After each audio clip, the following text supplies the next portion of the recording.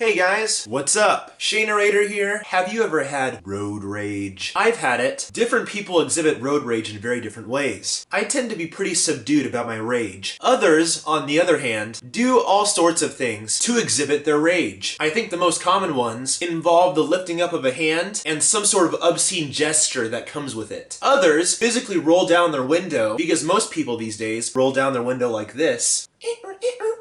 Obviously, and they put their head out the window in order to shout some incoherent words that convey a sense of anger, which you normally can't hear because you're in the protective shell of your own car. And when you see this happen, it's almost like watching a TV drama on mute in IMAX. Yet one of the craziest ways that I saw road rage came as a result of me simply trying to pass another car. So there I was, one gloomy, brisk night, on my way home from work. It had been a long night, so long that the night was still not over. It was about 10 p.m. The drive itself is a bit of a trek, given that it is about a 30-minute drive from the restaurant that I work at all the way to my house. I was making the last stretch of the journey, and on this leg of the journey, it is not very common to see cars, especially not this late. But there I was, and there he was. In front of my vehicle, on this two-lane street, was another car. Not super common. In my part of the woods, a traffic jam is comprised of about 3 to 4 cars. So to see this car in front of me was not a common sight to behold, especially at this hour, and I was coming up relatively fast. I will say this, I myself am a proponent of traffic safety. Every once in a while, pushing the limit, as a wise man once said, what you see is not necessarily what it is, young Padawan. The posted speed limit is false. It is actually about 5 over the posted speed limit. And I took that to heart. So that would be the extent of my traffic infractions. And now, continuing with the story. So to see this car in front of me was not a common sight to behold, and I was pulling up relatively fast behind this car. The term fast is relative. You see, the posted speed limit was 55 miles an hour. I was going about 55 miles an hour. The car in front of me was going about 45 miles an hour. So naturally, I went to pass him.